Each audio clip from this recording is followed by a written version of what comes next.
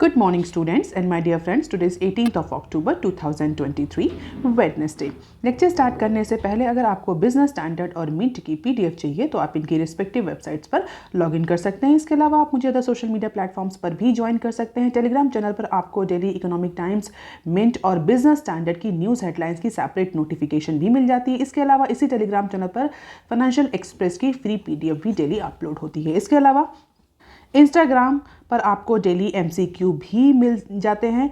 Recommended play speed है इस video की 1.25x। Thought of the day is kindness is the language which the deaf can hear and the blind can see. आज के mint paper की ये 6 important news headlines हैं, business standard की 15 important news headlines हैं और आज के डिस्कशन में हम 12 न्यूज़ आर्टिकल्स कवर करेंगे। 3 आर्टिकल्स मिंट के और रिमेनिंग जो हैं वो बिजनेस स्टैंडर्ड के हैं। तो स्टार्ट करते हैं आज का पहला आर्टिकल जो कि मिंट के पेज नंबर 1 पर दिया हुआ है। Chinese solar firms under tax scrutiny. तो इंडियन इनकम टैक्स डिपार्टमेंट जो है वो चाइनीज सोलर मॉड्यूलर जो मेकर्स हैं, approximately 40 Chinese solar modular makers या मैन्युफैक्चरिंग कंपनीज हैं, उनको, उनके डेटा को, उनके टैक्स कंप्लायंसेस को स्क्रूटिनाइज कर रहा है, जिसमें बड़ी बड़ी कंपनीज के भी नाम है। जैसे कि हम बात करें Trina solar limited, Longi green energy technology, ये सारी कंपनीज भी उसमें इंक्लूडेड हैं। और इन कंपनीज की टैक्स स्क्रूटनी के साथ साथ ही इनके जो इंडियन डिस्ट्रीब्यूटर्स हैं डोमेस्टिक मार्केट में, उन पर भी इंक्वायरी या स्क्रूटनी लॉन्च कर दी गई है। रीजन क्या है? Why income tax department is scrutinising these 40 Chinese solar module makers? Reason simple है, because of the suspected tax evasion. Income tax department का ये मानना है कि चाइनीज फर्म्स अपने डिस्ट्रीब्यूटर्स के साथ मिल करके कुछ ऐसी माल प्रैक्टिसेस फॉलो कर रही हैं जिसके थ्रू ये टैक्स इवेट कर रही हैं या टैक्स का कंप्लायंसेस नहीं कर रही हैं, टैक्स पेमेंट, जितना टैक्स पेमेंट करना चाहिए उतना टैक्स पे नहीं कर रही, जिसकी वजह से पब्लिक एक्सचेकर को नुकसान हो रहा है। तो इनके business model, transaction details, invoices, business strategy, इन सब को एग्जामिन किया जा रहा है to ascertain what is their establishment status. जो उनका पी स्टेटस है वो क्या है और उस स्टेटस के अकॉर्डिंग क्या ये कंपनीज टैक्स पे कर रही है, क्योंकि एस्टैब्लिशमेंट स्टेटस के अकॉर्डिंग जो टैक्सेस हैं वो वेरी करते हैं। टैक्सेस का जो रूल्स रेगुलेशन है वो वेरी करता है। Concept of P crucial in determining the tax liabilities, especially for foreign companies operating in particular country, especially in case of India. तो हर कंट्री दूसरी कंट्री के साथ कई सारी टैक्स ट्रीटीज या लोकल लॉज या टैक्स अवॉइडेंस स्कीम, आपको पता होगा, डाटा इस तरह जैसे एग्रीमेंट साइन करते हैं और उस एग्रीमेंट के बेसिस पर उस पर्टिकुलर फॉरेन कंट्री की कंपनी का ट्रीटमेंट होता है डोमेस्टिक कंट्री में और उसी के बेसिस पर उन पर टैक्स लाइबिलिटीज इंपोज करी जाती हैं। तो पीई स्टेटस जो है, यानी जो परमानेंट एस्टैब्लिशमेंट स्टेटस है, वो बहुत क्रूशल है ये डिसाइड करने के लिए कि कितने क्वांटम का, कितने अमाउंट का टैक्स लाइबिलिटी उस फॉरेन कंपनी पर लगाई जाएगी। When a foreign entities operates in India through this PE status, यानी परमानेंट एस्टैब्लिशमेंट का स्टेटस है, अगर उस फॉरेन कंपनीज के पास, चाहे वो चाइनीज हो चाहे अदर कंट्री की हो, तो उस कंपनी को इंडिया में जो टैक्स प्रॉफिट जनरेटेड पर लगता है, जो जनरेटेड प्रॉफिट पर लगता है, वही टैक्स पे करना पड़ता है। यानी if any foreign entity, if any foreign company, if any foreign MNC has PE status in India, यानी परमानेंट एस्टैब्लिशमेंट का स्टेटस है, तो उसको अपने प्रॉफिट पर टैक्स देना पड़ेगा, जो कि स्पेशली वो प्रॉफिट जो कि वो उस कंट्री यानी इंडिया से जनरेट कर रहा है। लेकिन अगर पीई स्टेटस नहीं है उस फॉरेन एंटिटी के पास या उस फॉरेन कंपनी के पास, in that case there is no such liability in India and because no income accrued with in country. तो ये पी स्टेटस है, बहुत इंपॉर्टेंट है ये डिसाइड करने के लिए वेदर अ पर्टिकुलर एमएनसी और फॉरेन एंटिटी और foreign company is actually attracting any tax liability और नॉट। और इसी को लेकर के जो टैक्स डिपार्टमेंट है वो कंपनीज के बिजनेस मॉडल, ट्रांजैक्शन, इनवॉइसेस, उनकी स्ट्रैटेजी, उनका जो सब्सिडियरी डिस्ट्रीब्यूटर्स के साथ जो रिलेशनशिप है, उन सबको असरटेन कर रही है। और ऐसा कहा जा रहा है कि इस केस में जबकि इंडिया जो है वो सस्टेनेबल और रिन्यूएबल एनर्जी की तरफ बहुत ज़्यादा फोकस कर रहा है, we are in transition phase, उस केस में अगर इन 40 में से अगर 10 या 15 कम चाइनीज सोलर मॉड्यूलर मेकर्स पर किसी तरह की टैक्स लायबिलिटी या टैक्स इवेजन प्रैक्टिसेस सिद्ध हो जाती हैं या प्रूफ हो जाती हैं, तो डेफिनेटली उनकी वर्किंग, उनका ऑपरेशन इंडिया में इम्पैक्ट करेगा। और अगर ये इम्पैक्ट करता है तो इंडिया का जो सोलर मॉड्यूल को लेकर के जो टारगेट है, जो सोलर मॉड्यूल को लेकर के जो प्रोग्राम है, जो मिशन है, वो भी इम्पैक्ट कर सकता है। क्योंकि रिसेंटली अभी इंडिया ने सस्टेनेबल एनर्जी, रिन्यूएबल एनर्जी को लेकर के, सोलर एनर्जी को लेकर बहुत सारे एम्बिशियस टारगेट सेट किए गए हैं और India is running world largest clean energy programme और इसके लिए अप्रॉक्सीमेटली $3 बिलियन वर्थ का पीवी सेल्स जो है वो इंपोर्ट करनी पड़ती है। तो डेफिनेटली अगर 40 solar module makers, specially Chinese solar module maker companies impact होती हैं किसी भी तरह के टैक्स इविजन, टैक्स इंक्वायरी से या टैक्स स्क्रूटनी से, तो डेफिनेटली हमारा इंपोर्ट जो है वो इम्पैक्ट करेगा और इससे जो हमारा जो क्लीन एनर्जी प्रोग्राम है उसकी सक्सेस भी इम्पैक्ट कर सकती है। और रिसेंटली चाइना से आने वाले इंपोर्ट को चेक करने के लिए इंडिया ने बेसिक कस्टम ड्यूटी लगाई थी 25% की ऑन सोलर सेल और 40% की ऑन मॉड्यूल्स। लास्ट ईयर में जो जितनी डिपेंडेंसी है हमारी चाइनीज़ कंपनीज पर, स्पेशली सोलर मॉड्यूल्स को और पीवी सेल्स को लेकर के, उसको ट्रैक करने के लिए कस्टम ड्यूटी लगाई गई थी मॉड्यूल्स और पैनल पर और सेल्स पर डिफरेंटली, जस्ट टू ट्रैक कि हमारा कितनी डिपेंडेंसी है चाइनीज़। हालांकि गवर्नमेंट प्रमोट भी कर रही है सोलर पैनल को डोमेस्टिकली प्रोड्यूस करने के लिए, इसके लिए पीएलआई स्कीम भी लाई गई है। अगर आप रेगुलर हैं चैनल में तो आपको पता होगा। अब देख लेते हैं article number 2 that is given on page number 1 of Mint paper, government में अमेंड पेंशन स्कीम। तो पेंशन स्कीम को लेकर के इंडिया में पिछले कुछ टाइम से बहुत ज़्यादा कंट्रोवर्सी चल रही है। अगर आप थोड़ा सा अवेयर हैं तो आपको पता होगा कि एक ओल्ड पेंशन स्कीम थी और इसके बाद जो बीजेपी रेजिम है उसने एक नई पेंशन स्कीम लाई थी, न्यू पेंशन स्कीम, इसको नेशनल पेंशन स्कीम एनपीएस के नाम से भी हम जानते हैं।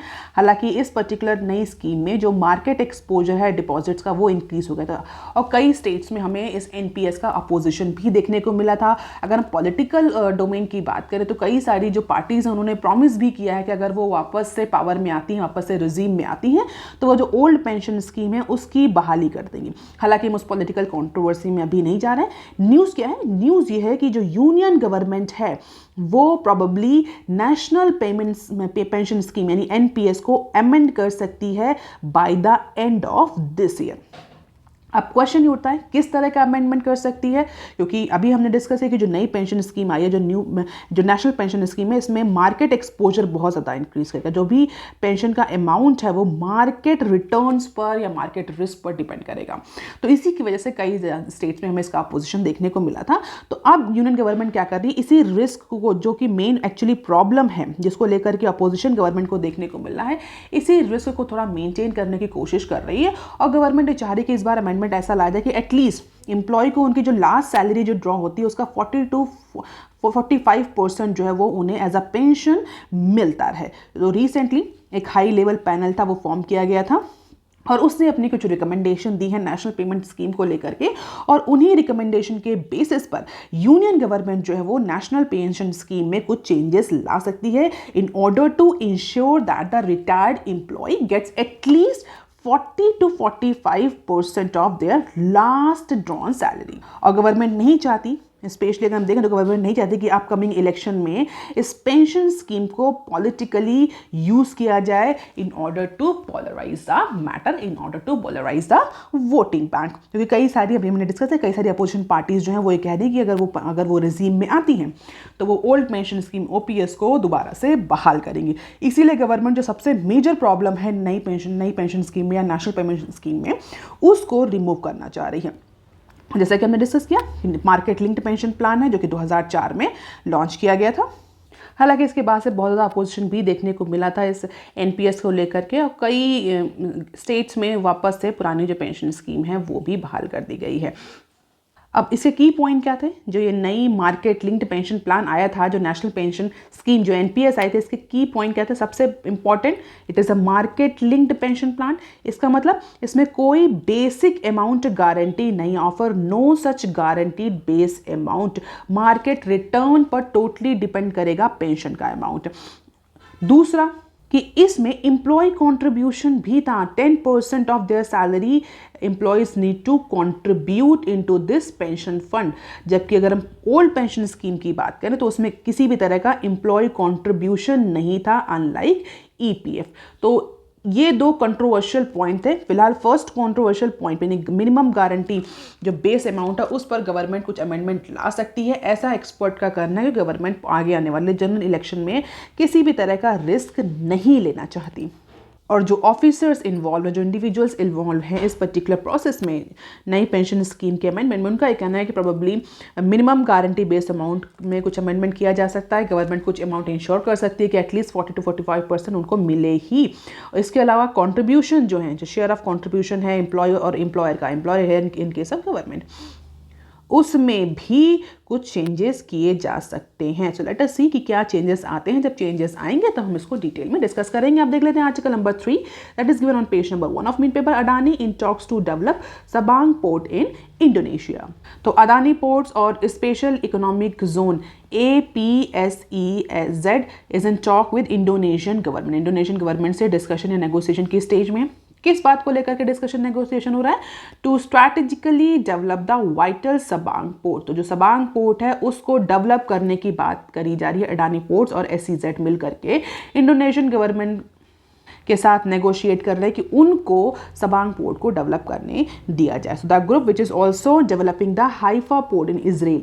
इजराइल में जो हाइफा पोर्ट है उसको ऑलरेडी ये ग्रुप अडानी पोर्ट्स और SEZ मिल करके डेवलप कर रहे हैं। यही ग्रुप जो है, जो ये इजराइल में जो एक पोर्ट को डेवलप कर रहा है, यही ग्रुप सबांग में भी कंटेनर टर्मिनल और ट्रांजिट पोर्ट फैसिलिटीज़ को डेवलप करने के लिए इंडोनेशियन गवर्नमेंट से रिक्वेस्ट कर रहे हैं, नेगोशिएट कर रहे हैं। कहाँ पर स्टैब्लिश है? स्ट्रेट ऑफ मलाका में स्टैब्लिश है। तो ये फैक्चुअल इन्फॉर्मेशन है कि इजराइल में कौन सा पोर्ट डेवलप हो रहा है, इंडोनेशिया में कौन सा पोर्ट डेवलप करने की बात हो रही है। और ऐसा कहा जा रहा है कि this particular trade, this particular port is very important, it is अ की ग्लोबल ट्रेड रूट और इससे इंडिया को बहुत ज़्यादा बेनिफिट होगा। हालांकि ये जो भी इन्फॉर्मेशन है अभी इसको कोई ऑफिशियल अनाउंसमेंट नहीं आई है, एनोनिमिटी के बेसिस पर ये इन्फॉर्मेशन शेयर करी गई है। ऐसा कहा जा रहा है कि इनिशियली जो इन्वेस्टमेंट कॉस्ट आएगी इस प्रोजेक्ट की वो $1 बिलियन आएगी, लेकिन एक्चुअल जो अमाउंट है वो कितना होगा ये एग्रीमेंट के बाद ही डिसाइड हो सकता है। बट ये अप्रॉक्सीमेशन किया गया है कि $1 बिलियन का ये प्रोजेक्ट हो सकता है। अडानी ग्रुप के साइड से फिलहाल के लिए कोई भी ऑफिशियल रिस्पॉन्स नहीं आया है। और अगर हम एनालिस्ट की बात करें तो एनालिस्ट के अकॉर्डिंग जो ये पोर्ट है सबांग पोर्ट, ये इंडिया के लिए स्ट्रेटेजिक है और इंडिया की फॉरेन पॉलिसी के लिए बहुत इंपॉर्टेंट है, स्पेशली ट्रेड रूट के लिए। इससे क्या होगा, इंडिया को ईजियर एक्सेस मिल जाएगा मलाका स्ट्रेट पे, जो कि एक नैरो स्ट्रेच ऑफ वाटर है बिटवीन इंडोनेशिया एंड मलेशिया, लेकिन वर्ल्ड का एक बहुत इंपॉर्टेंट शिपिंग रूट है, शिपिंग लेन है।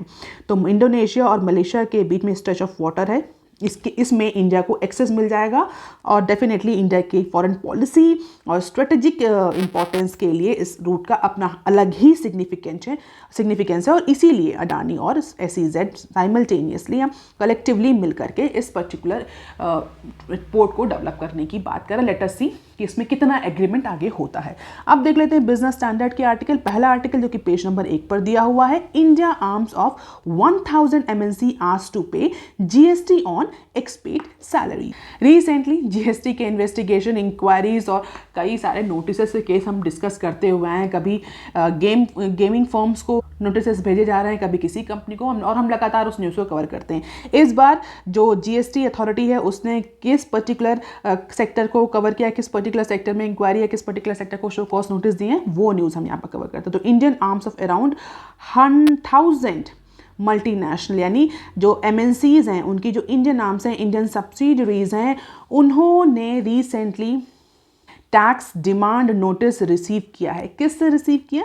None other than GST authorities. GST authorities ने जो 1000 मल्टीनेशनल कंपनीज हैं उनकी इंडियन आर्म्स को, उनकी इंडियन सब्सिडरीज को टैक्स नोटिसेस दिए हैं। किस लिए टैक्स नोटिसेस दिए हैं? GST अथॉरिटीज़ ने डिमांड किया है कि जो ऐसे सैलरी और अलाउंसेस हैं जो कि पे किए गए हैं टू देयर फॉरेन एक्सपर्टाइज, मतलब जो उनके फॉरेन एम्प्लॉयज़ हैं उनको पे किए गए हैं by their overseas parent companies, उन पर 18% का GST टैक्स लगा करके जो टैक्स अमाउंट बन रहा है वो टैक्स अमाउंट रीपे किया जाए या उस ड्यू को रीपे किया जाए। तो tax demand which have been issued in past few weeks ranges from 1 crore to 150 crore. तो अप्रॉक्सीमेटली 1 करोड़ से लेकर के 150 करोड़ तक का अमाउंट जो है वो ड्यू हो रहा है फ्रॉम फाइनेंशियल ईयर 2018 to 22, यानी 2018 से लेकर के 2022 तक के कैलकुलेशन किए हैं GST अथॉरिटीज़ ने, और उसके अकॉर्डिंग अप्रॉक्सीमेटली 150 करोड़ का जो टैक्स है GST वो ड्यू है उन कंपनीज पर जिन्होंने सैलरीज अलाउंसेस पेड किए हैं टू देयर फॉरेन एक्सपर्टाइज जिन्हें हम एक्सपेक्ट्स भी शॉर्ट में बोलते हैं, by their overseas parent companies. और क्लियरली इस चीज़ को लेकर के ऑफिशियल्स ने बोला है, payment made to any foreign expats या expatriates attract the GST even if that payment is made by their foreign parents. So payments to expats working in Indian subsidiaries of multinational by their foreign parents are liable for GST। और इसी particular clause के basis पर इनको tax notices, tax demand notices, more specifically tax demand notices जो हैं वो send किए गए हैं। और इसके लिए कंपनीज को 30 दिन दिए गए हैं कि वो इस पर्टिकुलर नोटिस पर अपना जो रिस्पॉन्स है वो सबमिट करें। GST authorities are viewing salary and allowances of expats और expatriates which is either paid fully or partially by any foreign company or later reimbursed by the Indian companies to foreign companies। उस सारे payment पर अब GST लगेगा। तो supply of manpower hence taxable under the GST regime.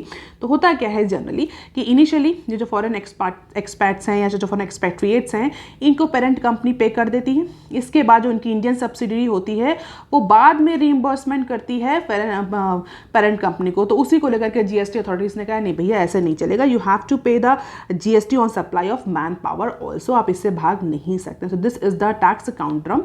Salary and allowances to expats paid by foreign companies and later reimbursed by Indian arms is akin to supply of manpower। और supply of manpower एक service है और इस service पर आपको 18% का GST देना पड़ेगा, जो कि आपने 2018 से नहीं दिया है। तो सैलरी एंड अलाउंसेस जो फॉरेन कंपनीज पे करती हैं एक्सपैट्स को या एक्सपैट्रिएट्स को, जिसको बाद में लेटर इंडियन सब्सिडीज रीपे करती हैं, वो सप्लाई ऑफ मैन पावर यानी मैन पावर सप्लाई की सर्विसेज के फॉर्म में काउंट होता है और उस पर 18% का जीएसटी इंडियन सब्सिडीज को देना पड़ेगा। और अगर 2018 से कैलकुलेट करें 2022 तक तो अप्रॉक्सीमेटली 150 करोड़ की लायबिलिटी बन रही है इन कंपनीज पर, 1000 इंडियन सब्सिडरी पर, तो उन्हें रीपे करना है। टैक्स डिमांड 18 से 22 तक की है। और ये जो स्पेट ऑफ टैक्स डिमांड एमएनसी से हमें देखने को मिला है जीएसटी अथॉरिटी, कब से स्टार्ट हुआ? एक्चुअली सुप्रीम कोर्ट ने 2022 में एक जजमेंट दिया था in northern operating system case. उसके बाद से सडनली जीएसटी अथॉरिटीज ने मैन पावर सप्लाई को लेकर के, और इस केस के बाद से सडनली जीएसटी अथॉरिटीज ने एमएनसीज पर मैन पावर सप्लाई सर्विसेज पर लेकर के 18% जीएसटी टैक्स इंपोज करना शुरू कर दिया है। एक्सपर्ट्स का व्यू ये है कि प्रोबेबली गवर्नमेंट जो ज़्यादा से ज़्यादा गाइडलाइंस लाएगी और इसके बाद जो मैन पावर सप्लाई सर्विसेज है उसको लेकर के और ज़्यादा क्लैरिटी देखने को मिलेगी इन डिफरेंट सिनेरियो। एमएनसीज क्या कर सकती हैं? एमएनसीज अपने जो कॉन्ट्रैक्ट हैं वो वापस से रिन्यू कर सकती हैं, जो एक्सपैट्स से एक्सपैट्रिएट्स से जो कॉन्ट्रैक्ट करती हैं उसको रिन्यू कर सकती हैं in order to avoid this GST. अब देख लेते हैं article number 5 that is given on page number 4 of Business Standard. Bulk drug imports from China slow. अगर इंडिया की फार्मास्यूटिकल इंडस्ट्री की बात करें तो कई बार हम डिस्कस कर चुके हैं कि इंडिया की जो फार्मा इंडस्ट्री है, ये जिसको हम वर्ल्ड फार्मेसी के नाम से भी जानते हैं, ये भले ही हम जेनेरिक ड्रग्स में, जेनेरिक गुड्स, जेनेरिक मेडिकेशन में भले ही हमारी सुपरमेसी है, लेकिन अगर हम एक्चुअल में देखें तो हमारी फार्मेसी इंडस्ट्री जो हाईली डिपेंडेंट है चाइना पर। किस बात को लेकर के डिपेंडेंसी हमारी फार्मास्यूटिकल इंडस्ट्री की? स्पेशली एक्टिव फार्मास्यूटिकल जो इंग्रेडिएंट्स होते हैं APIs को लेकर के, एक्टिव फार्मास्यूटिकल इंग्रेडिएंट्स जो हैं उनको लेकर के और इंटरमीडिएट्स ड्रग को लेकर के हमारी डिपेंडेंसी चाइनीज़, हमारी फार्मास्यूटिकल इंडस्ट्री की डिपेंडेंसी चाइनीज़ फर्म्स पर ज़्यादा है। और over the period of time government जो है, government here means Indian government time to time कई सारे मेजर ले रही है इस डिपेंडेंसी को रिड्यूस करने के लिए कि किसी तरीके से इंडिया की जो डिपेंडेंसी है, स्पेशली इंडियन फार्मास्यूटिकल इंडस्ट्री की जो डिपेंडेंसी है चाइनीज APIs पर, एक्टिव फार्मास्यूटिकल इंग्रेडिएंट्स पर और इंटरमीडिएट प्रोडक्ट्स पर, वो रिड्यूस हो और जो इंडिया की फार्मास्यूटिकल इंडस्ट्री है वो सेल्फ रिलायंट हो। और इसके लिए PLI स्कीम भी लॉन्च करी गई थी for bulk drugs that have boosted the local production of some key APIs। यानी रिसेंटली जो PLI स्कीम लॉन्च करी गई थी उससे कुछ सेक्टर में कुछ APIs या जो इंपॉर्टेंट एक्टिव फार्मास्यूटिकल इंग्रेडिएंट्स हैं उनकी सप्लाई, उनका प्रोडक्शन इंप्रूव किया गया है as per the industry insider. But at least अभी full fledge self sufficiency achieve करने में 5 से 10 साल तक लग सकते हैं इंडिया को। तो जो टेंजिबल रिजल्ट्स हैं वो उसको आने में टाइम लगेगा in case of India pharmaceutical industry. हालांकि और अगर हम देखें तो फार्मास्यूटिकल एक्सपोर्ट प्रमोशन काउंसिल, जिसको फार्मेक्सिल के नाम से भी हम जानते हैं शॉर्ट फॉर्म में, उसके डेटा के अकॉर्डिंग इंडिया ने अप्रॉक्सीमेटली 3.18 बिलियन डॉलर का एपीआई जो है और इंटरमीडिएट्स जो है वो चाइना से इंपोर्ट किया है 2023 में, जो कि पिछले साल से केवल और केवल 1.74% ज़्यादा। तो बहुत ज़्यादा ग्रोथ इस बार हमें एपीआई के इंपोर्ट पर देखने को नहीं मिली। यहाँ पर एक question, what is this API, ये क्या है और ये जनरली हम फार्मास्यूटिकल इंडस्ट्री के लिए ये क्यों ज़रूरी है? तो बेसिकली ये ऐसा की कंपोनेंट, केमिकल कंपोनेंट होता है जो स्पेशल थेरापेटिक इफेक्ट प्रोड्यूस करता है, और ड्रग्स की जो एफिशिएंसी होती है, जो एफिकेसी होती है, इन्हीं एपीआईज की वजह से ही होती है। इसके अलावा कई सारे और केमिकल मिलाकर के ड्रग तैयार करिए। तो स्पेशली जो ड्रग की एफिशिएंसी, एफिकेसी, इफेक्टिवनेस आती है वो इन्हीं एक्टिव फार्मास्यूटिकल इंग्रेडिएंट्स या केमिकल की वजह से ही आती है, और ये कोर होते हैं किसी भी ड्रग का, और ये कोर है तो डेफिनेटली इन पर डिपेंडेंसी जो है वो इंडिया के लिए अच्छी नहीं कि इंडिया एपीआईज को लेकर किसी और कंट्री पर डिपेंड हो और बोले हमारी फार्मास्यूटिकल इंडस्ट्री सेल्फ रिलायंट है। और इसीलिए गवर्नमेंट पीएलआई स्कीम ला रही है। हालांकि कुछ इंपैक्ट देखने को मिला है, बट एक्सपर्ट्स का मानना है कि टेंजिबल रिजल्ट जो है वो एटलीस्ट 5 से 7 सालों बाद ही आने देखने को मिलेंगे। ऑल्दो एपीआई और इंटरमीडिएट्स का जो इंपोर्ट है वो उसमें के ग्रोथ में हमें कुछ कमी देखने को मिली है। Rate of growth has been slow down. और क्यों स्लो डाउन हुआ है? क्योंकि अब हम कुछ की और इंपॉर्टेंट एपीआईज हैं उनको हम प्रोड्यूस कर रहे हैं because of production linked incentive scheme. On the other hand अगर हम बल्क ड्रग के इंपोर्ट्स की बात करें, इंटरमीडिएट्स के इंपोर्ट की बात करें, तो इंपोर्ट्स ऑफ बल्क ड्रग्स और intermediates from the world came down by 4.5% to $4.5 billion. तो ऐसा नहीं कि सिर्फ चाइना से ही हमारा इंपोर्ट रिड्यूस हुआ है बल्क ड्रग्स और एपीआईज और इंटरमीडिएट्स का। अगर हम अदर कंट्रीज को देखें, ओवरऑल अपने इंपोर्ट की बात करें, तो ओवरऑल इंपोर्ट में भी हमें डिक्लाइन देखने को मिल रहा है in comparison to last year. और एक्सपर्ट्स का ये मानना, this is all because of the government push towards the production of key APIs within the domestic territory of India. So this is all about Make in India push. Pharma import in terms of dollar million, bulk drugs और intermediates का कितना import हुआ है? Import of APIs from China in terms of dollar million, bulk drugs और intermediates. तो world जो other countries है, total जो इंडिया का इंपोर्ट है और उसमें से चाइना से कितना इंपोर्ट हुआ है, ये बात है। और अगर हम प्रोजेक्ट्स की बात करें तो 51 project has been selected for 31 bulk drugs under new PLI scheme, जो कि फार्मास्यूटिकल सेक्टर के लिए लॉन्च करी गई है।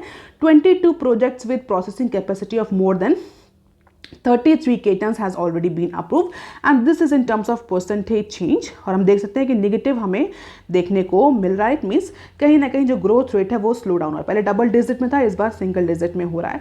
तो धीरे धीरे 5 से 7 सालों में आगे आने वाले टाइम में एक्सपर्ट्स का कहना है कि प्रोबेबली हमारी जो डिपेंडेंसी है वर्ल्ड पर और चाइना पर एपीआईज को लेकर के वो मिनिमम हो जाएगी। अब देख लेते हैं एक और क्लिप जो कि पेज नंबर 4 पर ही दी हुई है और इसी के साथ associated India's financial year 24 defence export cross ₹6K crore. तो डिफेंस एक्सपोर्टर के फॉर्म में इंडिया की बहुत अच्छी कोई इमेज नहीं है, लेकिन yes, India is one of the very important और significant defence importing country. Defence equipment, defence procurement हम बहुत ज़्यादा करते हैं अदर कंट्री से। आप हमें बताइए कि हमारे टॉप 5 ऐसे कौन से कंट्रीज हैं जहाँ पर हम डिफेंस, जिनसे हम डिफेंस प्रोक्योरमेंट करते हैं, डिफेंस इंपोर्ट करते हैं। लेकिन रिसेंट टाइम में डिफेंस में के केस में या डिफेंस सेक्टर में भी गवर्नमेंट सेल्फ रिलायंट बनने की कोशिश कर रही। कई सारी स्कीम्स, कई सारे मेजर्स लिए गए हैं, प्रोक्योरमेंट पॉलिसीज लाई गई हैं और उनका इम्पैक्ट हमें अब अपने एक्सपोर्ट पर विजिबल होता हुआ दिख रहा है। इंडिया का जो एक्सपोर्ट है अप्रॉक्सीमेटली 6000 करोड़ तक का डिफेंस इक्विपमेंट में पहुंच गया इन केस ऑफ सब system component until now the financial year 24 यानी 24 तक का जो डेटा अवेलेबल है उसके अकॉर्डिंग हमने 6000 करोड़ के डिफेंस इक्विपमेंट सब सिस्टम और पार्ट जो है वो एक्सपोर्ट किए हैं। Student minded, here we are talking about the export. तो ये रहा हमारा total export and role of private sector. इस एक्सपोर्ट में प्राइवेट फर्म्स का कितना रोल है 2016 से लेकर के 2024 तक का डेटा दिया है। डेफिनेटली 2024 तक का मतलब अभी तक का डेटा दिया, अभी 2024 कंप्लीट नहीं हुआ है। प्रोबेबली जब तक कंप्लीट होगा तो हो सकता है ये जो अमाउंट है, नंबर है, ये इंक्रीज हो जाए। तो हम देख सकते हैं कंटिन्यूसली जो हमारा एक्सपोर्ट है वो इंक्रीज हो रहा है, जो कहीं ना कहीं इंडिकेट कर रहा है कि इंडिया का जो डिफेंस सेक्टर है वो भी सेल्फ रिलायंस होने की वर्ज पर है। अब देख लेते हैं article number 6 that is given on page number 6 of Business Standard ₹80 trillion by 2047 PM's blueprint for improving maritime infra. तो इंडिया के मैरीटाइम सेक्टर को डेवलप करने के लिए, पोर्ट्स की एफिशिएंसी को इंप्रूव करने के लिए, शिपिंग, कार्बन एमिशन को इंप्रूव करने के लिए, ट्रेड को इंप्रूव करने के लिए, ईज ऑफ डूइंग बिजनेस को इंप्रूव करने के लिए हमारे जो प्राइम मिनिस्टर हैं उन्होंने ट्यूसडे को एक ह्यूज बजट और एम्बिशियस टारगेट अनाउंस किया है। और ऐसा कहा जा रहा है कि इस पर्टिकुलर प्रपोजल में अप्रॉक्सीमेटली 80 ट्रिलियन INR का इन्वेस्टमेंट देखने को मिलेगा बाई 2047। तो 2047 तक का टारगेट और गोल सेट किए हैं, जिसके तहत इंडिया के मैरीटाइम सेक्टर को डेवलप किया जाएगा। जैसे कि हमारे पोर्ट जो हैं वो इंप्रूव होंगे, हमारे जो शिपिंग एमिशन है वो रिड्यूस होगा, शिपिंग एफिशिएंसी इंप्रूव होगी, वाटर वेज से जो कॉस्ट है ट्रांसपोर्टेशन की वो रिड्यूस होगी, ease of doing business improve होगा। और इस प्लान को जो नाम दिया है हमारे प्राइम मिनिस्टर ने वो दिया है मैरीटाइम अमृतकाल विजन 2047। किसी भी कॉम्पिटेटिव एग्जाम की तैयारी कर रहे हैं तो ये न्यूज़ बहुत इंपॉर्टेंट है आपके लिए। एंड इस पर्टिकुलर विजन 2047 में बहुत सारी स्ट्रेटजीज इंक्लूड करी गई हैं, जिसके तहत जो मेजर पोर्ट्स हैं इंडिया में 2 तरह के पोर्ट्स हैं, एक मेजर पोर्ट्स और माइनर पोर्ट्स। कितने मेजर पोर्ट हैं आप मुझे कमेंट सेक्शन में लिख करके बता सकते हैं। तो जो मेजर पोर्ट्स हैं उनको कार्बन न्यूट्रल बनाने की बात करी जा रही है, जैसे वो डोमेस्टिक हाइड्रोजन, जो ग्रीन हाइड्रोजन प्रोडक्शन है उसको यूज़ करें, और अगर उसका यूजेस बढ़ेगा तो डेफिनेटली इंडिया में उसका प्रोडक्शन और डिस्ट्रीब्यूशन भी इंप्रूव करेगा। तो ग्रीन हाइड्रोजन यूजेस को बढ़ाने के लिए, पोर्ट्स को कार्बन न्यूट्रल बनाने के लिए, कार्बन एमिशन को रिड्यूस करने के लिए कई सारी स्ट्रेटजीज बनाई जाएंगी। दिस पर्टिकुलर स्कीम और major is called as maritime Amritkaal vision 2047। इसके अलावा पोर्ट की कैपेसिटी को भी इम्प्रूव किया जाएगा कि पोर्ट कितना कार्गो शिप कर पाएगा, कितना कार्गो स्टोर कर पाएगा। तो ऐसा कहा जा रहा है कि कैपेसिटी इन्हांसमेंट भी किया जाएगा पोर्ट। ऐसा नहीं कि सिर्फ कार्बन एमिशन पर भी फोकस किया जा रहा है, कैपेसिटी इन्हांसमेंट, एफिशिएंसी पर भी फोकस किया जाएगा। और ये जो प्रोजेक्ट है ये 100% PPP मॉडल पर होगा। What is this PPP? Public private partnership. तो जो 12 मेजर पोर्ट्स हैं इंडिया में, उसमें पब्लिक प्राइवेट पार्टनरशिप मॉडल के थ्रू इस पर्टिकुलर विजन 2047 को एग्जीक्यूट किया जाएगा। Public private partnership means government का भी पार्टिसिपेशन होगा, गवर्नमेंट का भी इन्वेस्टमेंट होगा, और जो प्राइवेट सेक्टर है उसको भी इनवाइट किया जाएगा इन्वेस्टमेंट के लिए, और रेवेन्यू शेयरिंग के बेसिस पर अपना कुछ मॉडल डेवलप किया जाएगा। तो ऐसा कहा जा रहा है कि 80 ट्रिलियन का इन्वेस्टमेंट आगे आने वाले 25 सालों में देखने को मिलेगा। कई सारे गोल सेट किए गए हैं। कार्बन न्यूट्रलिटी इंश्योर करी जाएगी, स्पेशली मेजर पोर्ट पर, इनिशियली मेजर पोर्ट पर, लेटर ऑन इसको प्रोबेबली माइनर पोर्ट्स में, अदर सेक्टर में भी एग्जीक्यूट किया जाएगा। क्रूज जो टूरिज्म है उसको भी डेवलप किया जाएगा। कई सारे टर्मिनल्स और वाटरवेज जो हैं वो डेवलप किए जाएंगे। नए पोर्ट्स, ऐसा कहा जाए 2 नए मेजर पोर्ट्स भी डेवलप किए जा सकते हैं। शिप के जो रिसाइकलिंग प्रोसेस है उस पर भी फोकस। तो कई सारे टारगेट्स, मल्टीपल टारगेट्स और एम्बिशंस के साथ ये पर्टिकुलर जो प्रोजेक्ट है ये हमारे प्राइम मिनिस्टर ने कल लॉन्च किया। अब देख लेते हैं इसी के साथ एक और क्लिप जो कि इंफ्रास्ट्रक्चर से ही रिलेटेड है। Infra spend to hit ₹143 trillion by 2030 CRISIL. तो इंडिया का जो इन्वेस्टमेंट है इंफ्रास्ट्रक्चर में वो 143 ट्रिलियन तक हो सकता है बिटवीन फाइनेंशियल ईयर 24 to 23, यानी 2030 तक को लेकर के क्रिसिल ने स्पेकुलेशन किया है, और किसी ने हम बोल सकते हैं प्रोजेक्शन किया है, फोरकास्टिंग करी है, और उसके अकॉर्डिंग इंडिया में इंफ्रास्ट्रक्चर सेक्टर में ह्यूज इन्वेस्टमेंट देखने को मिलेगा, और ये 143 ट्रिलियन तक जा सकता है एज पर द एनालिस्ट।